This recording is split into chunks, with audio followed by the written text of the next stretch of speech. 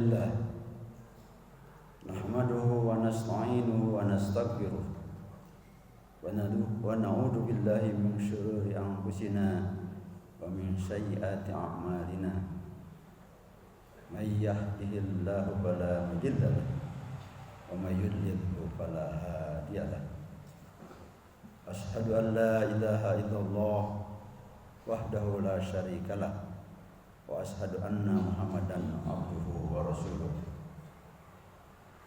Ya ayuhan nas, usikum wa iyaya bittaqwallah faqad fazal muttaqun. Wa qala ta'ala, ya ayyuhalladzina amanu taqullaha haqqa tuqatih wa la tamutunna illa wa antum muslimun. Wa qala ta'ala, ya ayuhan nas taqu rabbakumul ladzi khalaqakum min nafsin wahidah wa khalaqa minha zawjaha wa batha minhuma rijalan katsiran wa nisaa wattaqullaha alladzi tasaaluna bihi wal arham innallaha kana 'alaikum raqiba. Allahumma shalli wa sallim ala sayyidina Muhammad wa ala alihi washabihi ajmain, amma ba'd. Sidang Jumat yang berbahagia, alhamdulillah wa syukrun ala ni'amillah. Pada siang kali ini kita diberi kesempatan Allah Subhanahu wa taala dapat melaksanakan di antara kewajiban kita kepadanya, yaitu rangkaian ibadah Jumat pada siang kali ini. Jamaah rahimakumullah, selaku khatib saya berwasiat kepada diri saya sendiri dan kepada jamaah sekalian, marilah kita senantiasa meningkatkan ketakwaan kita pada Allah, sehingga dengan takwa itu kita diberi keselamatan dan kesejahteraan Allah Subhanahu wa taala. Jamaah rahimakumullah, dalam kehidupan kita sehari-hari, terutama dalam kehidupan pergaulan dengan sesama manusia, seringkali kita terlupa terhadap panduan, terhadap anjuran serta isyarat-isyarat yang Allah berikan,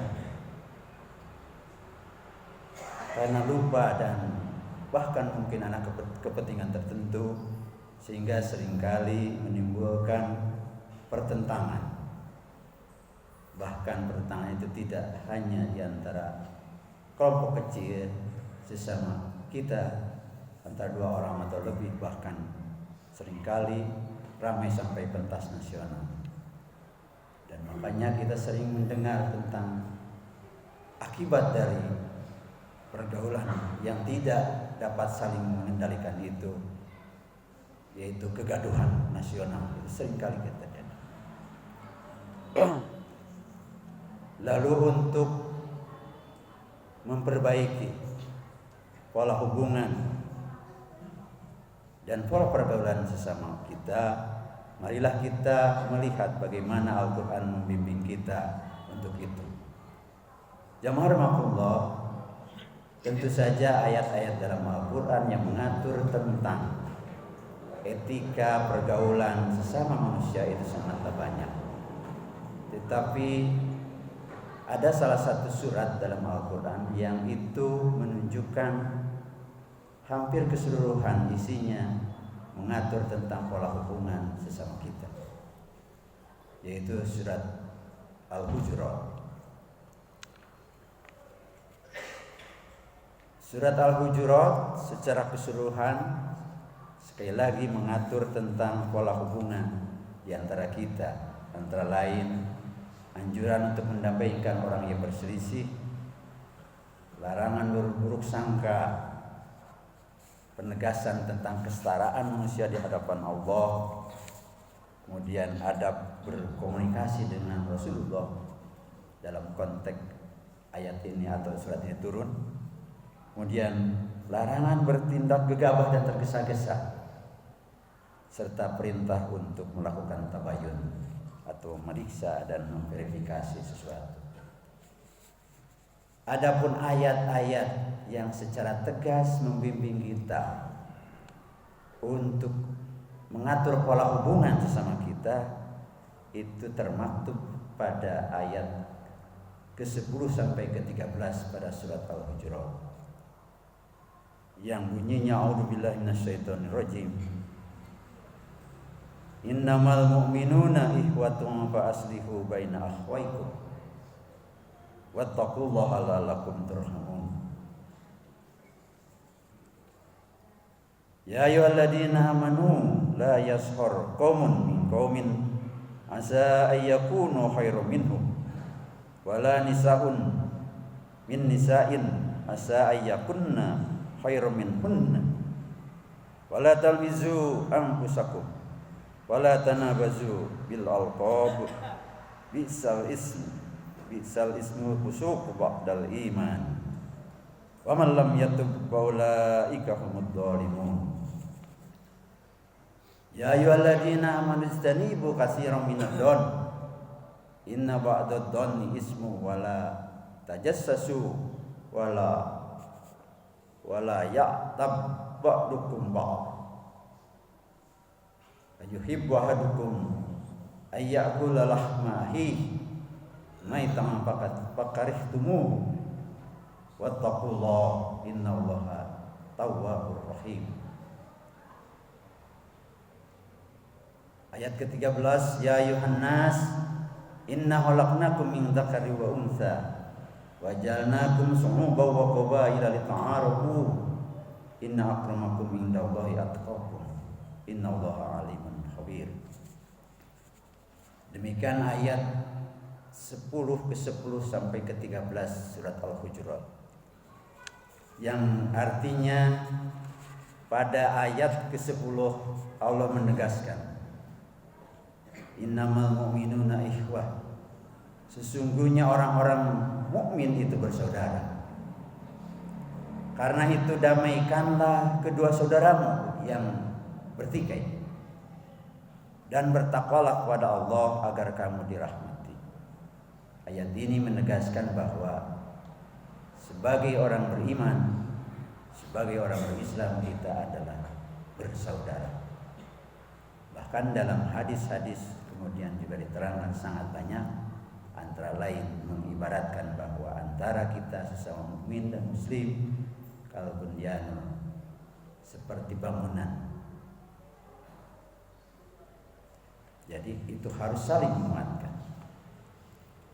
Dan kedua, perintah untuk mendamaikan apabila ada yang berselisih paham atau bertikai. Tentu saja bertikai itu terjadi antara dua atau lebih. Di sini menyebutkannya dua saja.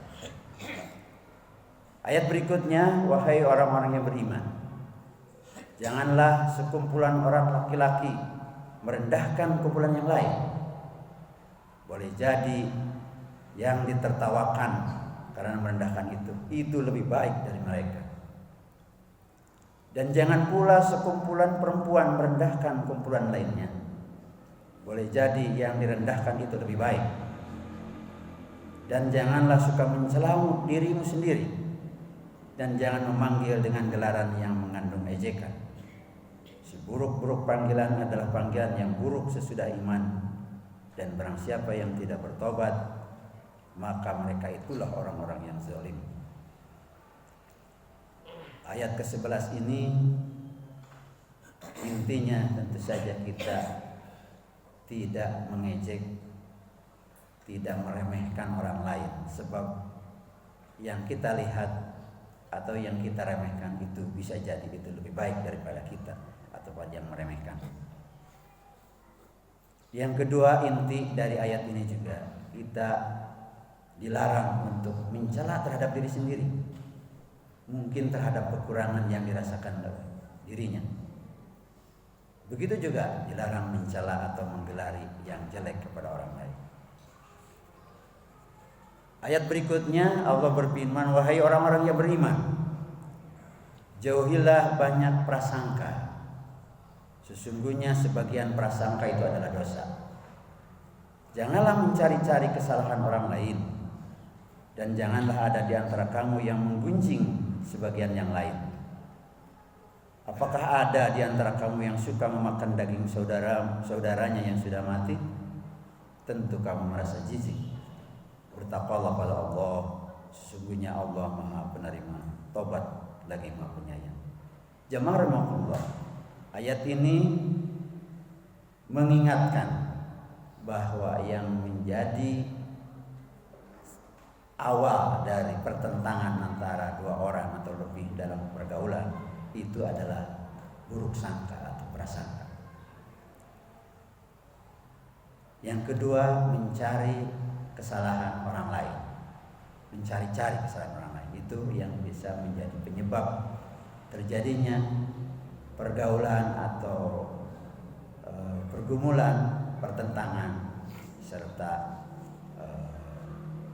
konflik lainnya. Ayat yang berikutnya Allah menyuruh kepada manusia, wahai manusia, sesungguhnya kami telah menciptakan kamu dari seorang laki-laki dan perempuan. Kemudian kami menjadikan kamu berbangsa-bangsa dan bersuku-suku agar kamu saling mengenal.